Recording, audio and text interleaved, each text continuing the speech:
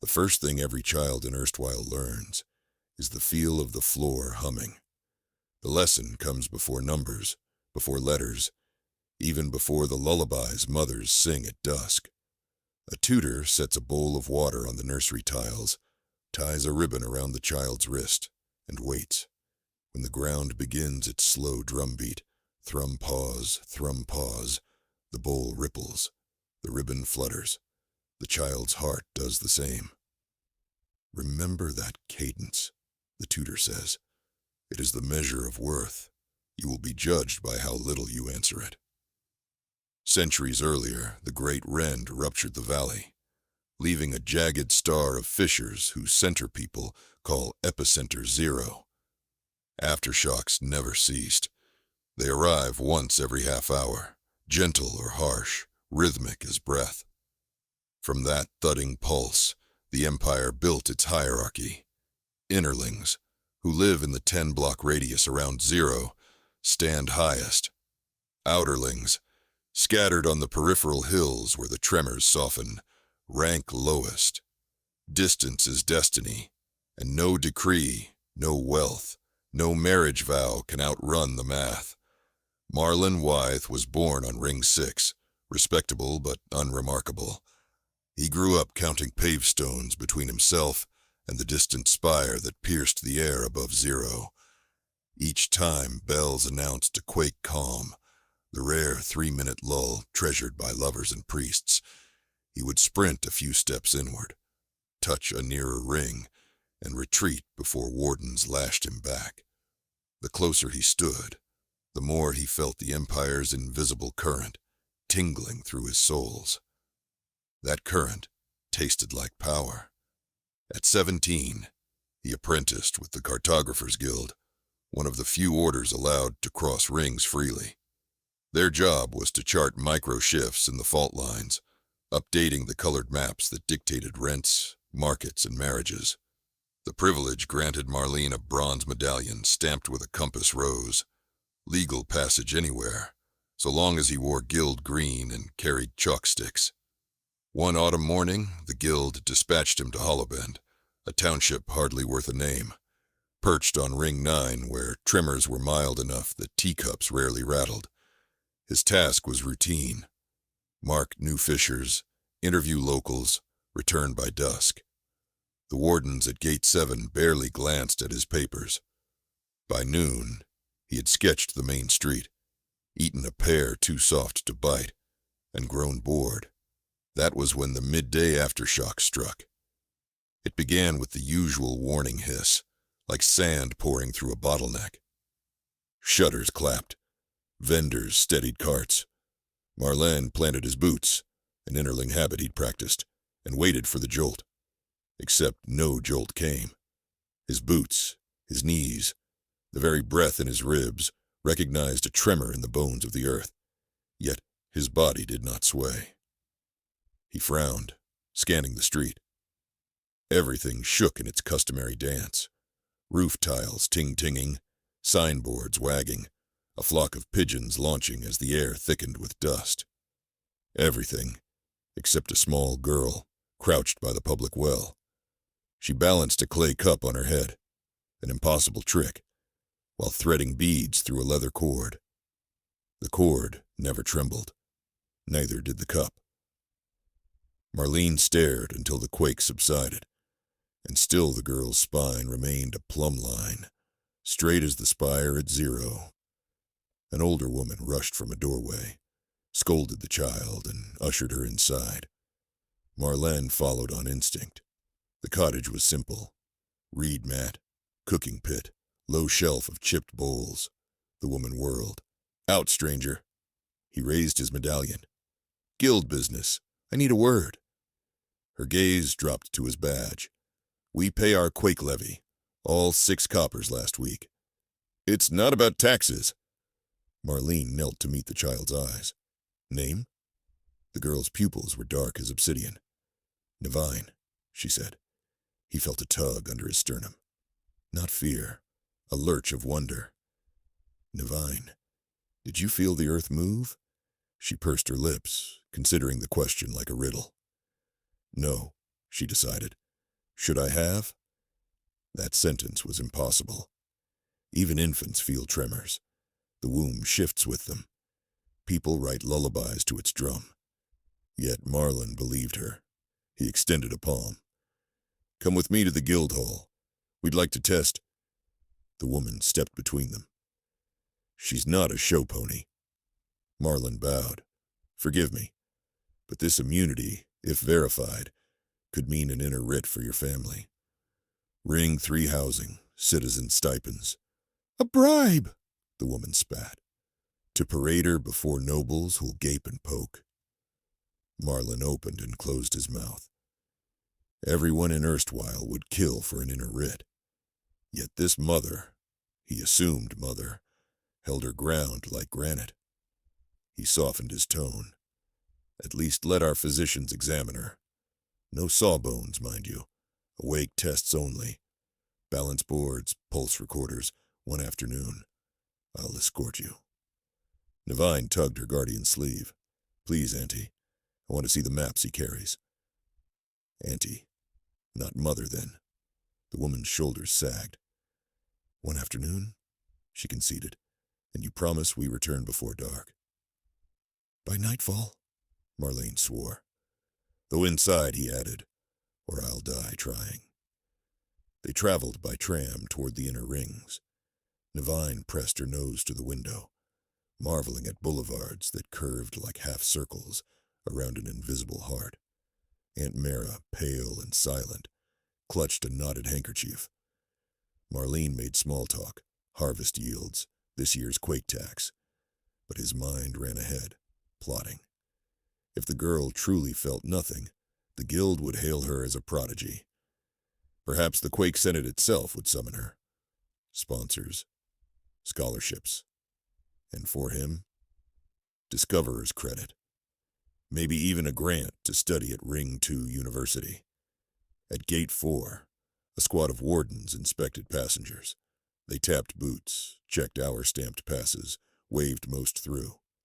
When they reached Marlin's row, the senior officer stiffened at his medallion. Cartographer, purpose, seismic assessment, Marlin replied smoothly.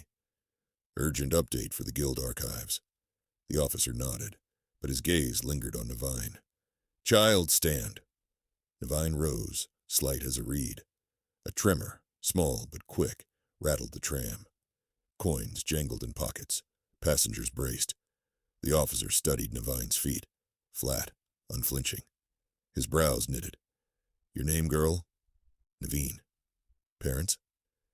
My parents fell in a fissure storm, she said calmly, as if reciting weather. The officer's eyes flicked to Marlene. She's outerling? Ring 9, Marlene said, and yet she stands like an innerling statue. The officer's voice chilled. Step aside. Marlene protested, but Warden seized Nevine, guiding her toward a side office. Aunt Mara clutched her but was shoved back. Marlene felt the moment slipping beyond his grip, like shale crumbling underfoot. He flashed his badge again. Guild custody. She's under my survey. By order of Senate Decree 42, the officer intoned. Any anomaly related to seismic conduct falls under Warden Corps investigation. Is she not an anomaly? Marlene's mind spun. Decree 42 existed. He'd skimmed it once, but was rarely invoked. Earth-immune individuals were rumor, bedtime tales. The Corps had no protocols because no such human existed. Until now. He swallowed. At least let me accompany the girl. Observation rights. The officer considered, shrugged. One observer. The woman stays. Mara's cry followed them into the stone annex. Inside, a clerk recorded details, while physicians strapped copper discs to Nevine's wrists and temples. They triggered mechanical tremulators beneath the floor, devices that simulated quakes of varying magnitude. Needles on dials flicked, lamp filaments buzzed. Nevine sat on a stool, swinging her feet, serene. The machines spiked to level 7, enough to topple chimneys and outer rings. Marlene's stomach flipped. but Nevine's pulse line remained flat, her pupils steady. The physicians muttered in awe. A panel door opened. A man in vermilion robes, color of the Senate, entered. His face was clean-shaven. A gold tremor pin decorated his collar. High Seneschal Roke, third most powerful in erstwhile. He surveyed the room, eyes hawk-sharp. "Which of you located the subject?" Marlene raised a hand. Roke approached, voice low. "You understand the implications? Our entire caste system rests on gradients of seismic tolerance. If a citizen from Ring 9 can outsteady an Innerling, what anchors the hierarchy?" Marlene felt sweat collect under his collar. "She is one child. A marvel, yes, but a threat," Roke corrected. The word clanged in the air. Roke turned to Nevine. "Child? Do you know where earthquakes come from?" Nevine swung her legs. "From the sleeping giant under zero." She quoted the nursery myth. Roke smiled thinly. "Indeed. And what if the giant wakes because someone, say, a very still child, refuses to dance when he stirs?" She frowned, uncertain. Roke signaled the wardens. "Prepare transport to Central Bastion."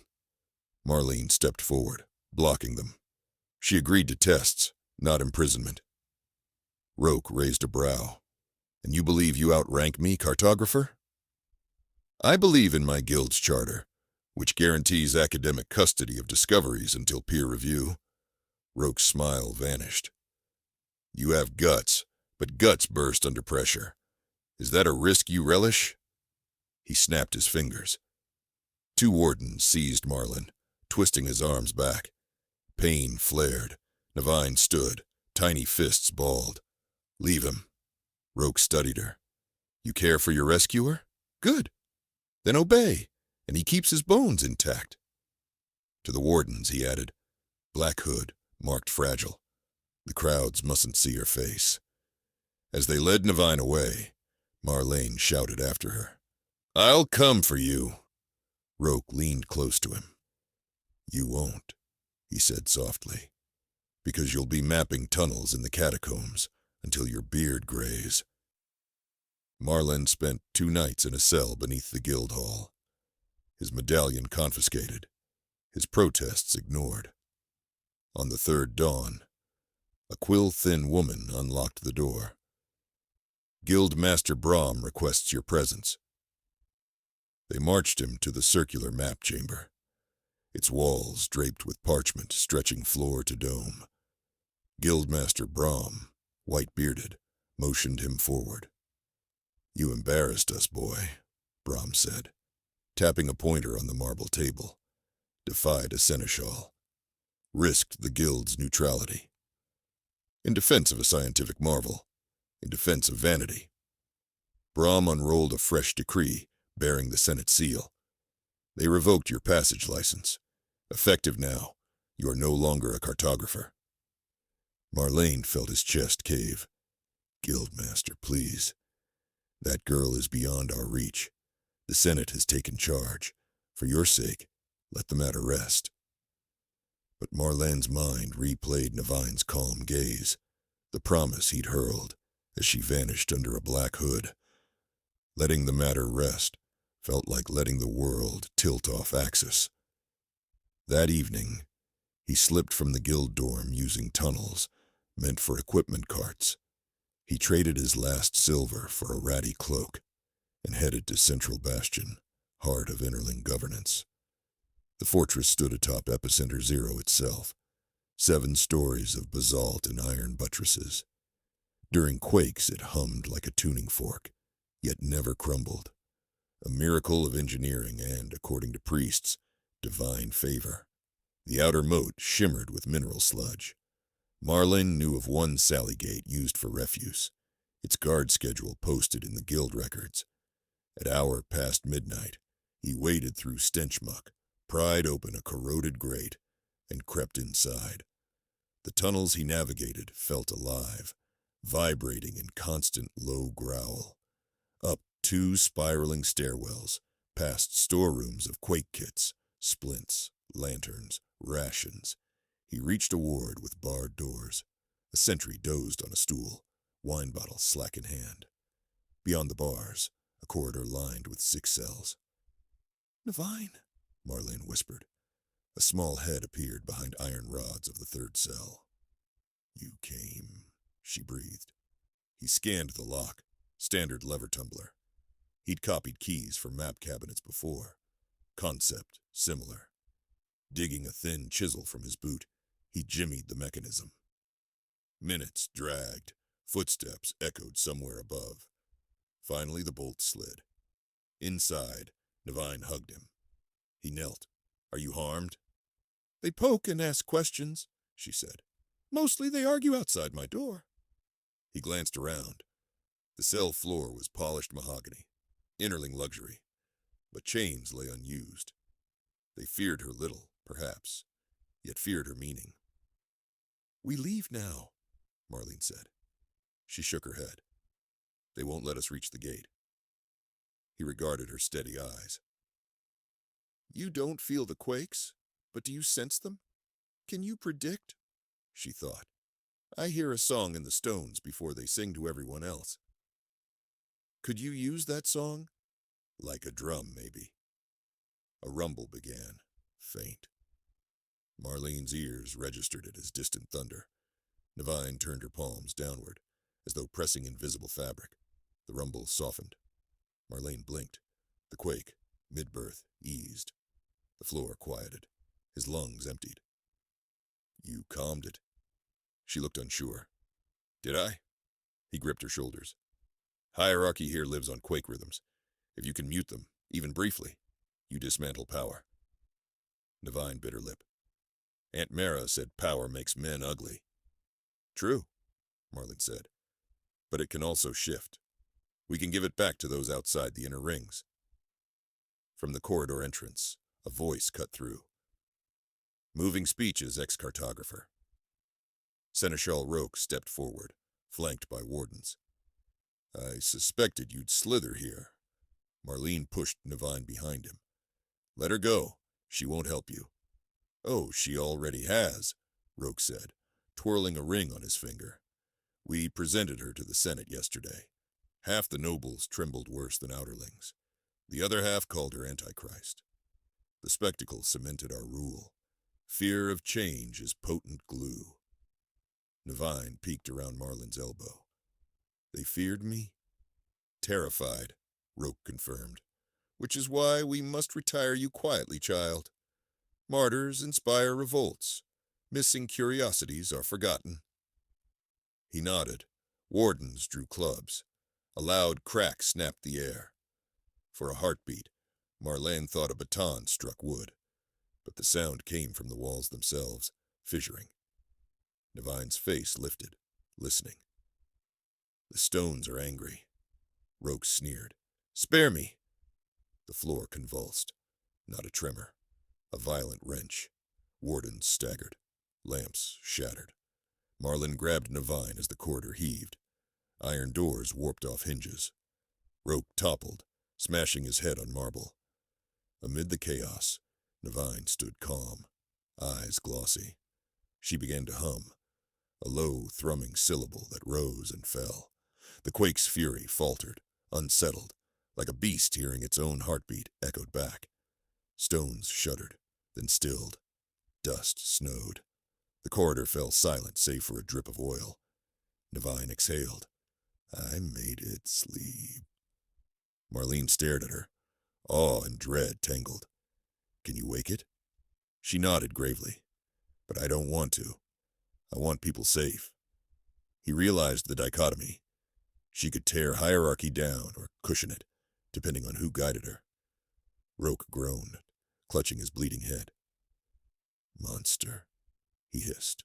Marlene crouched beside him, retrieved the Seneschal's golden pin. "Your monster just saved your fortress." He rose, taking Nevin's hand. "We're leaving." No wardens blocked them. Most lay unconscious or cowering from aftershocks. They traversed collapsing halls, reached a servant's lift, and ascended into pre-dawn air. Outside, bells clamored across the inner rings, alarming citizens who'd felt the jolt stronger than any in decades. On a parapet, overlooking Epicenter Zero, Marlen paused. The spire that marked the exact center had cracked, its top listing. Nevine followed his gaze. The giant stirred. "People will chase us," Marlene said. "They'll paint you devil or saint." She swallowed. "Where can we live?" "Everywhere," he answered. "Outerlings need you. Innerlings too, though they'll deny it.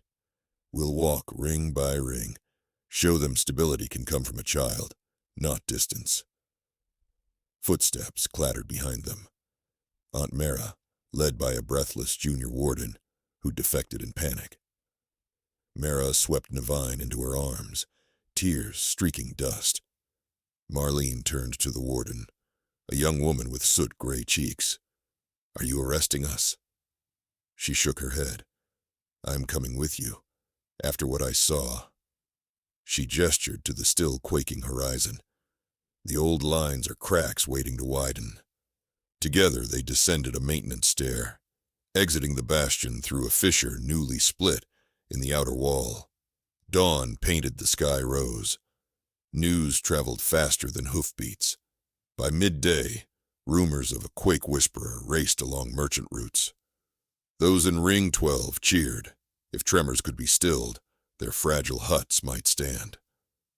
Innerlings scoffed in public, yet behind basalt doors, they shivered at the memory of marble trembling like jelly.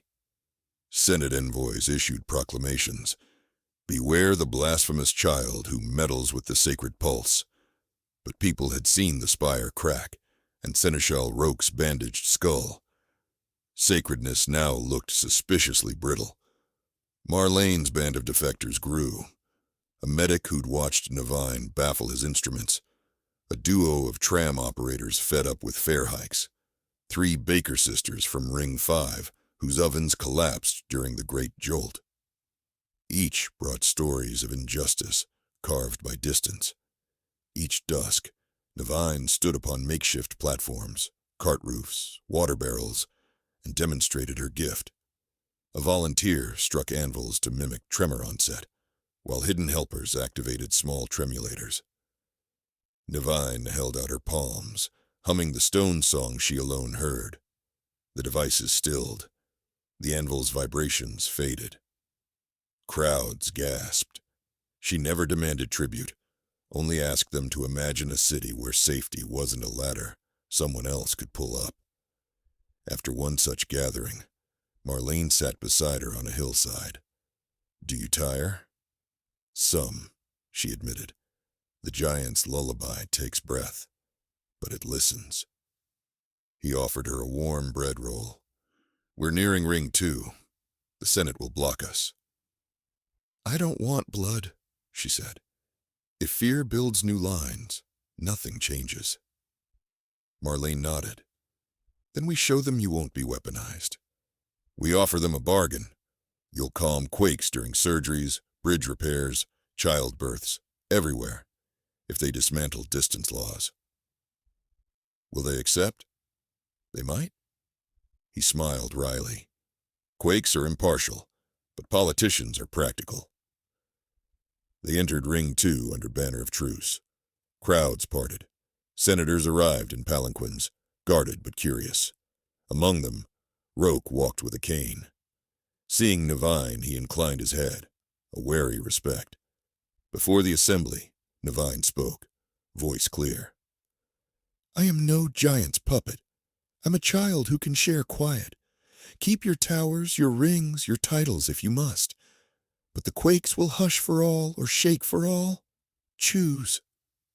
Silence followed, broken by the rumble of a scheduled aftershock. Nevine lifted her hands. The tremor halted mid-throb, like a cough stifled. Senators felt the difference in their marrow. Roke closed his eyes, as if savoring relief despite himself. Slowly, people knelt, not in worship, but in plea. They wanted that hush, wanted it more than the pride of superiority. Negotiations stretched weeks. Distance taxes were reduced. relocation visas granted. The inner-outer dichotomy blurred. Some nobles resisted. Others invested in public stabilizers, modeled after Nevine's resonance. She taught engineers the principle: counter-frequency, not brute force. The technology sparked a seismic revolution.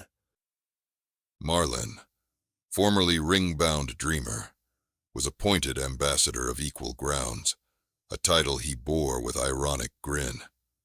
His first decree preserved the fissure through which they'd escaped, a visible scar reminding citizens how close the edifice came to ruin. On the anniversary of the Great Jolt, Nevine visited Epicenter Zero. The spire lay dismantled, replaced by an open plaza where children from every ring played skipstone across engraved fault traces. She stood upon the bare ground, removed her shoes, and felt nothing, yet everything. Marlene joined her. "Does the earth still sing?" "It hums," she said. "Softer now. Maybe it's listening to itself. Or to you." She shook her head. "To us. I'm just the echo." Above them, bells tolled. Once they marked status by distance. Now they rang synced with Nevine's steadying cadence, a reminder that even the deepest tremor can meet its counternote. Marlene watched citizens flow across the plaza. Innerlings laughing with outerlings, lines smudged like chalk under rain. He marveled at how a girl who felt no quakes shook society more than any fault line, and how hierarchy, once as rigid as basalt, had learned at last to sway without breaking.